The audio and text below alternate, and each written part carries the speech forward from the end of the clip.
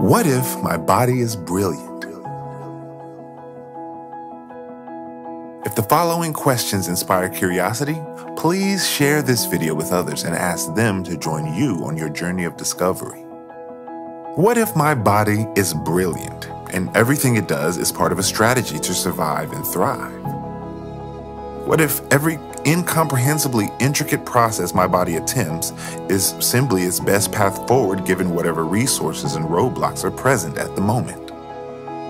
Given that billions of my cells purposefully die each day to brilliantly allow for constant growth and adaptation, and physical injuries, stress, and exposure to toxins result in additional cellular death, where does all that waste go if I'm not removing it as quickly as I'm producing it? What happens inside my body when it holds too much waste for longer than it should? Does this stagnant swamp of waste damage neighboring healthy tissue, producing a snowball effect of more and more cellular death as waste continues to pile up? What strategies might my body use to get out of this vicious cycle? What if my body recognizes only natural substances and gets confused by synthetic or highly processed things commonly consumed and absorbed, such as artificial flavors and colors, vegetable and seed oils, and microplastics? How does my body deal with these substances when they too are part of the swamp? Given that bacteria in my gut are critically important to the process of breaking down the dead cells of food that I consume, and bacteria have been discovered throughout all parts of a healthy human body, might bacteria also be helpful in breaking down my own dead cell waste as well? What if the concept of good bacteria and bad bacteria is fundamentally wrong? What if all bacteria are simply organisms designed to do one job, eat dead tissue, breaking it into smaller parts which can more readily be eliminated and returned to the earth as part of the circle of life? Given that bacteria produce their own waste in the process of metabolizing dead cells, what if bacteria are only problematic for my body when they produce too much waste as a result of being given a buffet of dead substances to consume? What if bacteria and other microbes are the convenient scapegoat for the true underlying problem, excessive cell death, as caused by a variety of factors? Metaphorically, what if bacteria don't cause the fire, but instead proliferate as nature's attempt to put the fire out? What strategies might my body use to remove the combination of dead cell debris, microbial waste, and synthetic substances if I'm burdened with too many of them all at once? What if I'm not adequately hydrating and my bowel movements are infrequent? What if I'm not exercising enough to sweat out wastes? What are the next steps my brilliant body might take to clean the swamp? What if diarrhea and vomiting are strategies my body uses to remove wastes? What if excessive phlegm and a runny nose is another? What if the symptoms we commonly refer to as being, quote, sick are actually just the necessary steps of healing? What if taking medications designed to end the symptoms of sickness actually prevents my body from healing? What if antibiotics kill my bacteria, which stops them from breaking down unwanted substances, which in turn terminates my natural cleansing process? If my body is unable to remove excess waste via these, albeit unpleasant, symptoms, does it have no choice but to store them deeper? If symptoms aren't the problem, but instead are the solution to something which previously occurred, what if all of modern medicine's efforts are misguided? What if the dramatic increase in chronic ailments over the last century is at least partially due to advancements in suppressing short-term symptoms? If my body is perpetually pushing waste deeper, am I simply trading acute diseases for chronic ones, creating more severe outcomes as I kick the proverbial can further down the road?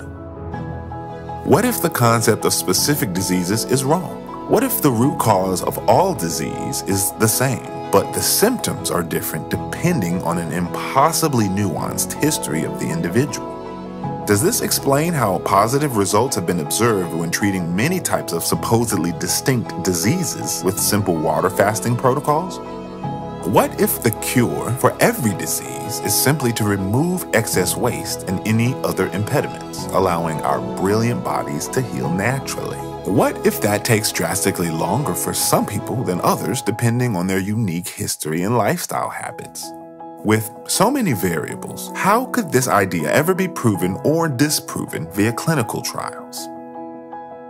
What if my mind is the most powerful part of my body and yet another variable?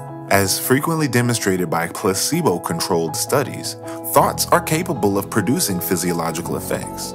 What happens to my body if I'm constantly thinking negative thoughts and harboring unprocessed negative emotions? What if my body is designed to make my actions align with my beliefs? Does this explain how hypochondriacs who believe they will fall victim to disease can experience measurable symptoms? What if I believe that the symptoms I'm suffering from are incurable? Can I actually prevent myself from completing the healing process? Can I only truly be healthy when my mind allows it? By what mechanism does a thought generate a material result?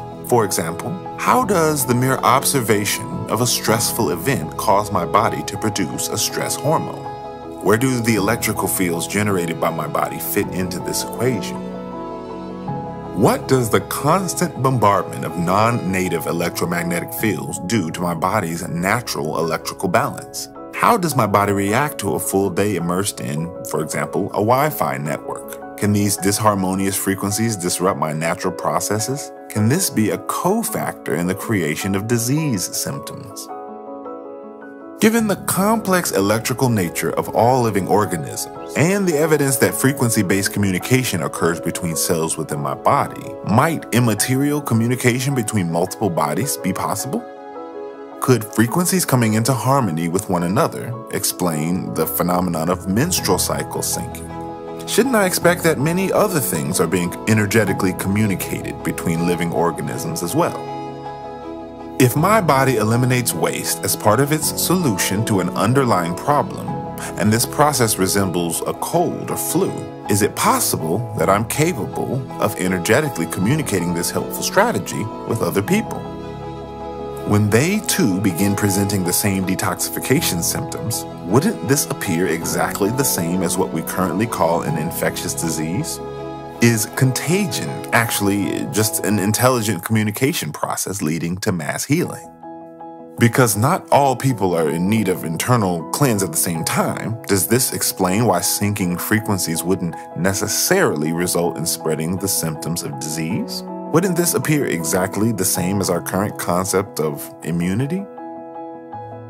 Because there are relatively few ways for my body to eliminate waste, can the differences in severity between various respiratory ailments, referred to as colds, flus, bronchitis, pneumonia, etc., be explained simply by differences in the amount of waste needing to be removed and how capable I am at completing this process without complications? Given that virologists have never been able to find supposedly infectious virus particles in fluids taken from an ill person, only showing debris of unknown origin claimed to be viruses at the end stages of a laboratory process involving multiple inputs including toxic substances, is it possible that our current concept of a virus is just a story we never outgrew, originating from an inability to explain the phenomenon of contagion?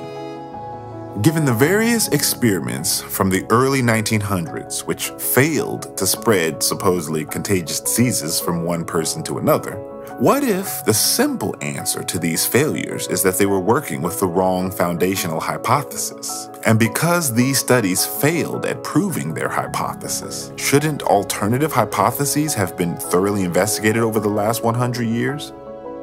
What if many doctors and scientists over the last century actually have done this work, recognizing the logical errors at the foundation of modern medicine? What if, to the detriment of their careers, they've written many books and papers explaining how humanity has been misled?